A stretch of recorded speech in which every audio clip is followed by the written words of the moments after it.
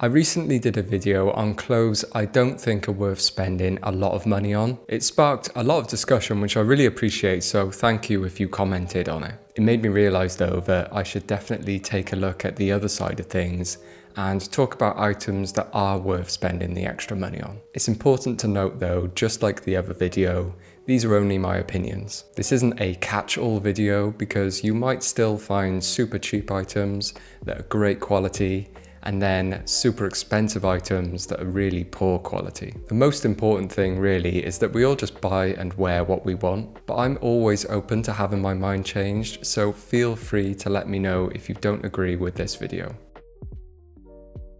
So this first one is basically the premise for the entire video, and it's balancing quality with price. I briefly mentioned this in my last video, but I probably wasn't clear enough. I would always recommend spending more on something of higher quality as long as it represents value. We all want stuff that has been made with fair working conditions using better materials, but it does still have to be the right price for the majority of us. There is a point of diminishing returns where the price is so high that the more money you spend doesn't necessarily mean that the item is going to improve in quality. For example, with plain t-shirts, I'm not saying everyone should go out and buy the cheapest ones possible. I'd happily pay 70 or 80 pounds knowing that that t-shirt is the best you can buy. But from my experience so far, I can't see how any plain white t-shirt that's priced over £100 represents enough value to justify purchasing it versus say a 70 or 80 pound one. At some point it feels like you're just paying for the name on the label, which is fine if that's your thing, but I don't think it's for me. As I said though, I'm always open to having my mind changed. Perhaps I haven't found the right t-shirt for over £100 so far. But to sum it all up, definitely pay extra for quality as long as it still represents value.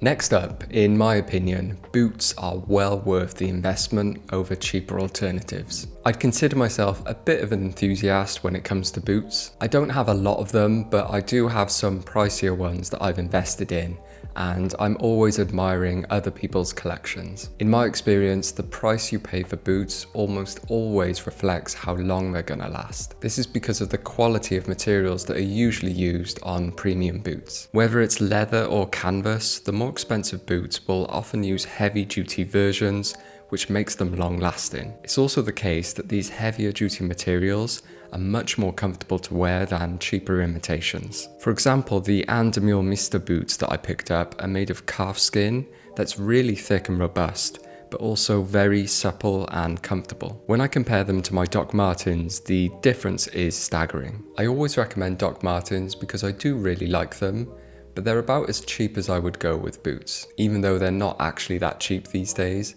so make sure you wait for a sale. You'll also find that the pricier boots have better construction. Goodyear welted boots are known to be more durable and also easier to repair, which means you don't have to throw them away when they're damaged. Unless you're a proper enthusiast, you probably only need 1 or 2 pair of boots, so I think it's worth splurging the extra on them to get nice ones.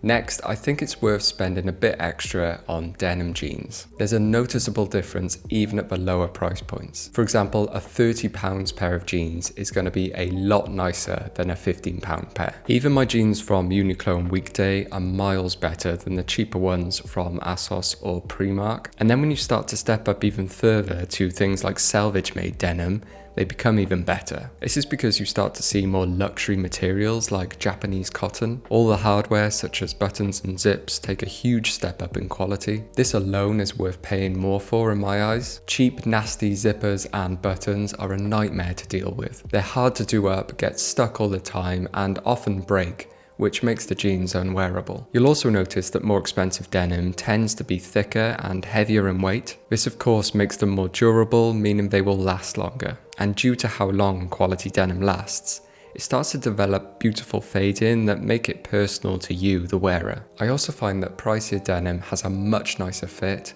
and broader range of sizes. Cheaper denim is mass-produced to accommodate most people's body sizes. This is no good, especially if your body has non-average dimensions like shorter or longer legs or a smaller waist. And so cheaper denim can often look really ill-fitting, but the pricier denim often has a more considered overall fit and more options for people. Finally, you'll see more unique designs with expensive denim, notably different coloured stitching and wefts, which doesn't exactly improve the quality, but it makes the jeans way more unique than cheaper alternatives. So you end up with these beautifully coloured jeans that are still subtle and not too loud.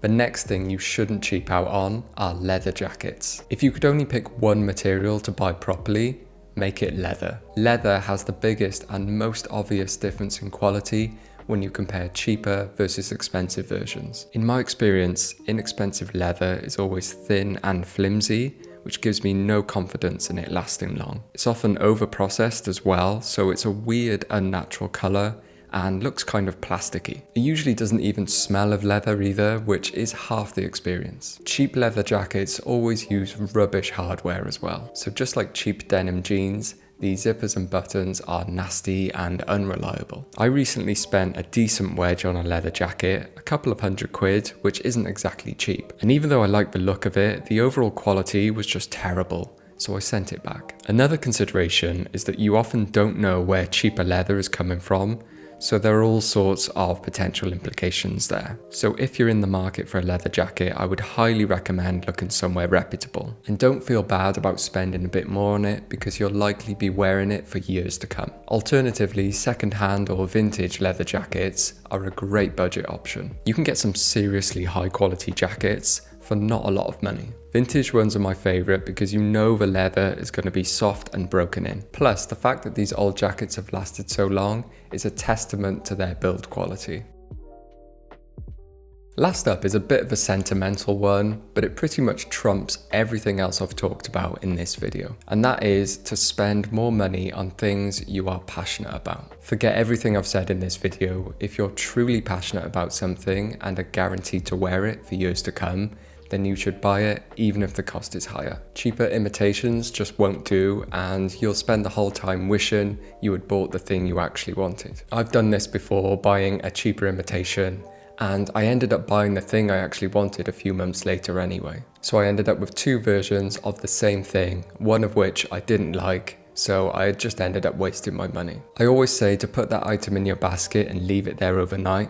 If you've stayed up all night thinking about it, then you probably really want it and you should buy it. So there's my list of things that I think are worth spending the extra money on. And even though I do think these are worth spending more on, I'd always wait for a sale and try and get the best price you can. Every now and then, of course, I'll buy something that is completely unnecessary and not worth it, but most of the time I'll stick to what I've talked about in this video. I'd love to know if there's anything else you'd add to the list. But anyway, thank you very much for watching, and I'll see you next time. Ta-ra.